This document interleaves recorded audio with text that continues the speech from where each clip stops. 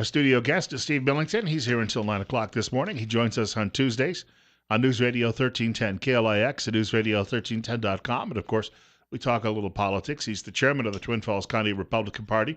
Also wanted to mention our friend Dr. Eric F. Jones, if I could, during this segment of the program. He's got a couple of offices, and they're both relatively close to our building. He uses a holistic, systemic approach to wellness, and he's been doing this now for almost 25 years. With degrees in marriage and family therapy, master's and a doctoral degree as well. Dr. Eric F. Jones uses methods of alternative healing, naturopathy, medicinal herbs. Now, a lot of people are getting on that bandwagon. He can help you out. Nutrition, sound waves, intellectual cognitive self-regulation, and naturopathy. This can help remedy and manage mental, emotional, physical, and spiritual challenges. He's currently accepting new patients. He has evening and Saturday appointments. The telephone number, 208-731-7178. His Facebook page, Eric F. Jones, PhD, mental health and wellness therapist. And I'd like to stress again, that's Eric with a C versus a K. Coming up on 8:35, and Steve Millington, we were having an off-air conversation about some comments Randy Staples made, not only yesterday on air here, but in his weekly column, where he said the reason Republicans were finally so unified at a state convention was because Trump has been a unifying factor because so many Republicans in Idaho don't like him. So the the non-Trump people got together and were unified as a group, but Trump is going to be our nominee. And one of the things that happened, interestingly enough, at the state convention was so many of our speakers, very positive in nature and very uplifting. I felt real comfortable with the people who spoke. But all of them said, it's Trump. He's the guy. Forget this other stuff. It's got to be Trump. There was a lot of people who still have a great deal of uncomfortability, discomfort with Donald Trump being our nominee. But he has the, I'm not sure now, I think the number he is now pushing was just over 14 and a half, 1,450 delegates, way over the number, way over the number. Right. And so he's going to be nominated in the first round. Here's an interesting aside. We selected at our convention the 32 delegates who will represent Idaho at the convention. 20 of them are committed to Ted Cruz on the first ballot only. The other 12 are committed to Donald Trump. Now, if it doesn't go out in the first round, then they're all free to choose whomever. But I really think that Trump's going to get it in the first round. I think that everyone said he had a miserable couple of weeks. Wayne Allen Root, who's been a guest on this program, says Republicans got all upset with him for one sentence about a judge, but there's so many things to be upset with the Democrats. Yeah. And, of course, in Wyoming, they're trying to remove a judge from the court because she's a Lutheran and said she's opposed to same-sex marriage. So how is that different than what Trump said about prejudicial judges? I don't know. Neither do I. And let's be honest, that judges do carry their prejudices with them. They try to be as fair and just as they can, but they still have these, they are the sum of their life's experiences. And some of those things are going to come to bear when they're asked to make decisions in the courtroom. This guy Murchison, I mentioned from Texas, said, by the way, that after Orlando, no one is talking about this judge stuff any longer. That thing went out the window real quick. This benefits Trump. Well, and it does benefit Trump. And I have said for 2 or 3 weeks in private conversations with close friends, we just need one more, quote, San Bernardino, unquote, event to really make Trump first on the list. Not that anybody wants these things to happen, we don't want that. But we recognize that this would do it. And there was an interesting thing this morning I read about in Red State Briefing. And it said, George Bush says, George W., number 41. 43. No, 43, sorry, 43. Right. He says that there's a big difference between trying to control terrorism with a police force, which means that we're trying to control it in the United States of America, as opposed to trying to control terrorism with a military force, which means we're trying to control it outside of the United States of America. And many people have taken considerable uh, shots at George W. because we fought those wars over there. Now the wars are being fought on our soil, and you are much less effective fighting them on home turf. One of the analysts on the news said, um, "Why did they asked the question? Why did it take the Orlando police 3 or 4 hours to figure out how to get into that nightclub and take control of the thing?" And the guy answered, "I'll tell you why. Because a terrorist or a shooter or a assailant, criminal, he called him a terrorist, I think, has the best position. Number one, he's lined up behind a whole bunch of dead bodies or live bodies, worse even still, and he doesn't have any compunction about shooting any or all of them. Police forces, on the other hand, want to shoot only the bad Right, guys, and right. they've got to be careful and selective. And Collateral damage doesn't work well at home. oh boy, it doesn't work at all. We've got more with Steve Millington on the way. It's call it 8:40, 59 right now. Bill Colley with you as well on Top Story on News Radio 1310 KLIX and newsradio1310.com. Steve Millington joins us in studio on Tuesday mornings. He is the chairman of the Twin Falls County Republican Party. Bill Colley with you as well on News Radio 1310 KLIX and newsradio1310.com. Call it 844-59. We'll take a telephone call first thing. And then we've got a couple of things that we were just speculating about here in the last few minutes involving one of my guests tomorrow, Raul Labrador. So that's on the way. But caller, you're on the air with Steve and Bill. Good morning. Hey, Steve, I respect you in that sense, but come on. Do you really think we need another San Bernardino to get Trump elected? I mean, did you just... No. It sounded to me like Hitler when he wanted that theater burned down. You're full of it, and he made it clear too, didn't he? No, I don't want another San Bernardino. I do not want another Orlando. I do not want any of them. But the fact remains that the Democrats and the liberals have put their head in the sand regarding the protection and the value of American standards. We have got to protect America from the inside. And Trump says that, and that gets him votes. Okay, I say it too. And I was saying it before Trump showed up on this stage, by the way. And speaking by the way, creepy communist callers can always chime in on public radio. You know, one of the things that bothers me worse than anything, you go back in, I'm not a great historian, but I do like to read a lot, sometimes too much. Many people say I read. I don't think you can read too much.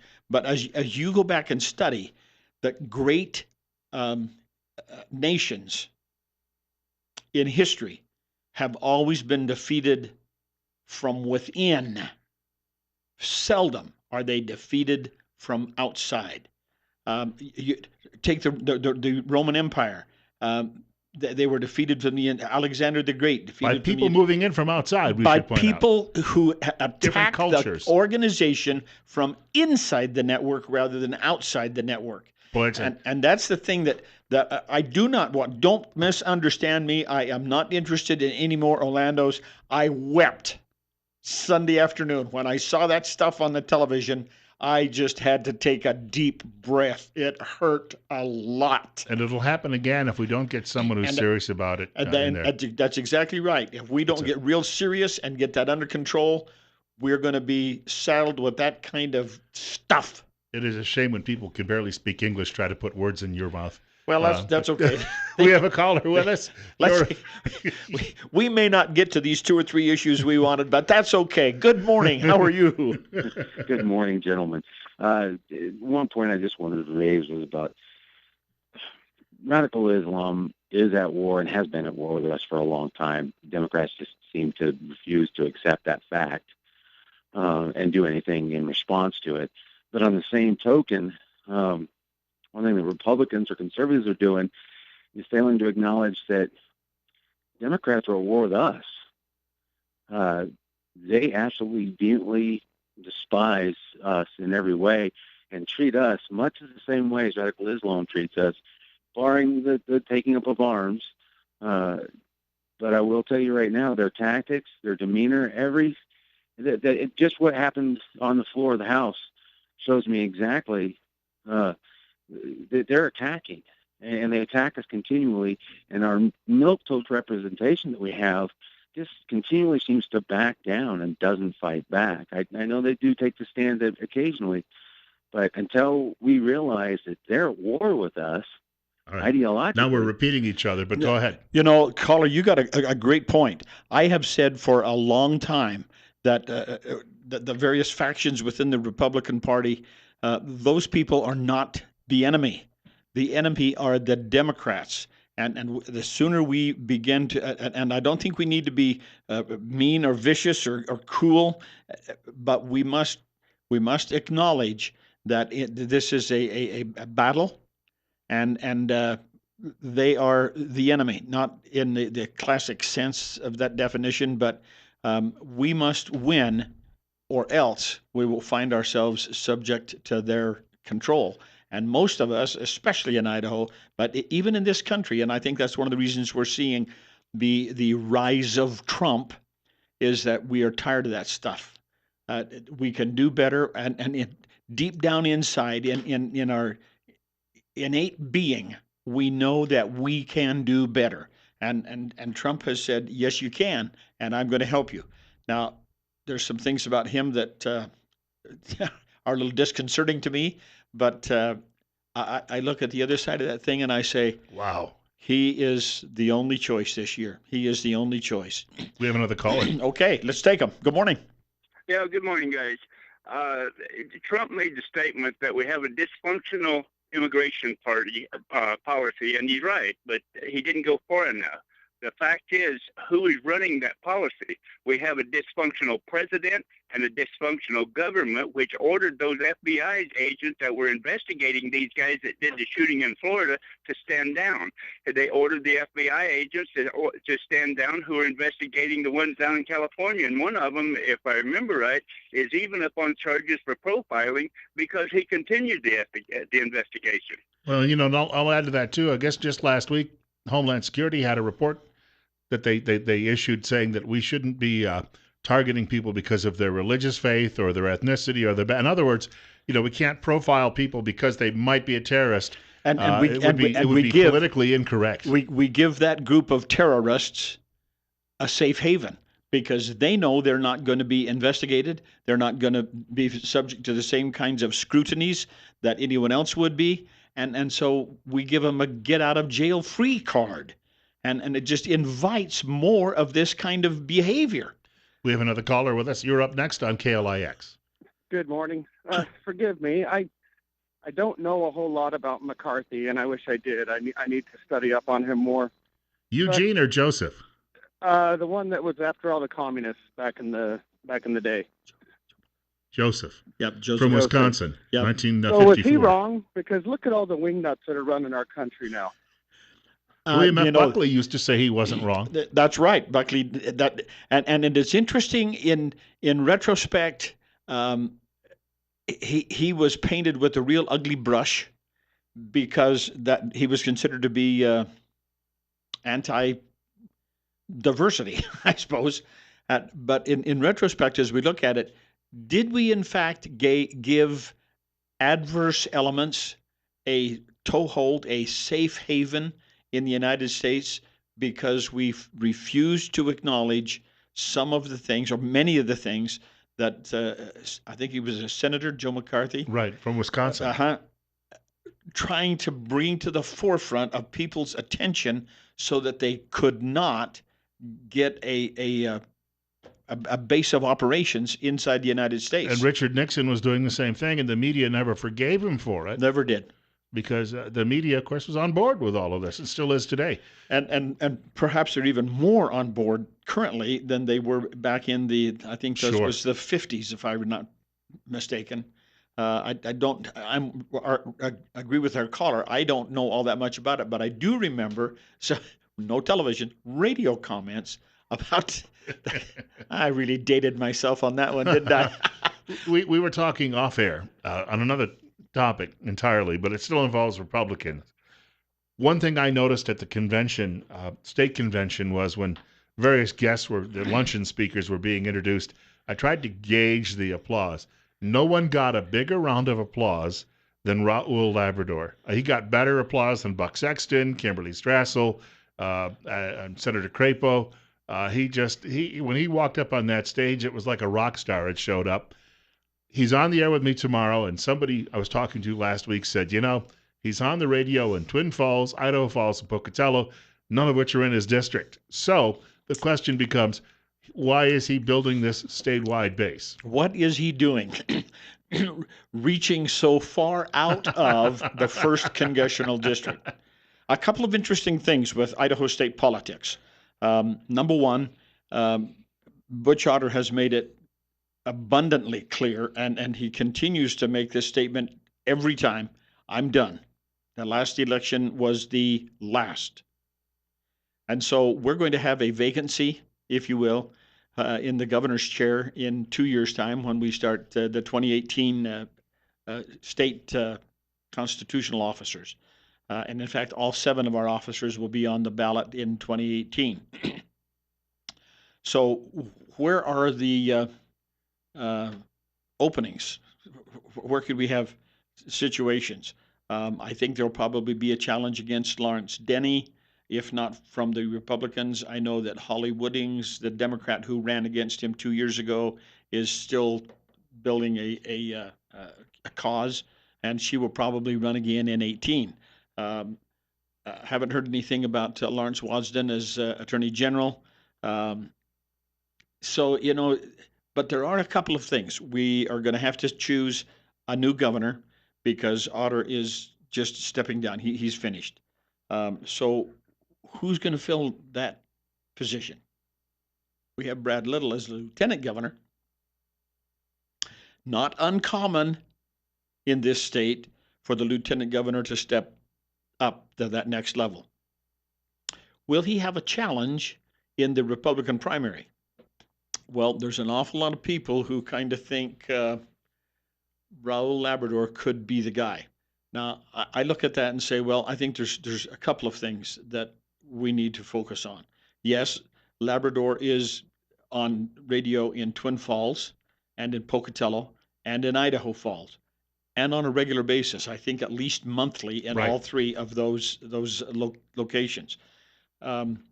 Maybe he is posturing for a run at governor. Maybe he is posturing for a run at a United States Senate seat. We had Risch 2 years ago, so he will be back up again in 2020. Okay, Crapo is on the list this year, and he won't be back on again until 2022. So there's a couple of options that perhaps Labrador is jockeying for. One could be governor, I don't know. That would be a very interesting challenge between Labrador and a Brad Little or someone else. No, now, Brad Little has a very common man touch, though. Tom Castellamides, well, there's 2 of them. Yeah. The Tom from Pocatello was sitting with us at the convention. That's right. And said just a few weeks earlier he'd run into Brad Little at a car wash. He says, there's a lieutenant governor, washing his own car. Right. Yeah, just one of the common guys. I overheard that part. At the convention, I sat on the row immediately in front of Bill. They had to split up because there was so many of us we couldn't get on one row. And so I overheard the conversation that you had with Tom Castellamides, the guy from Pocatello. And that particular one point, I do remember. There's the lieutenant governor washing his own car. The other thing we need to keep in mind is the Democrats are definitely going to have somebody on that list again. No one knows for sure, and no one has made any comments. But Cecil Andrus, I guess. Well, let's keep in mind, A.J. Belukoff run a real powerful race against Otter 2 years ago now. And he didn't. It was not a nip and tuck race. Otter won handily in the high 50s or the 60% versus the 40s for Belukoff. But he's not going to go away either.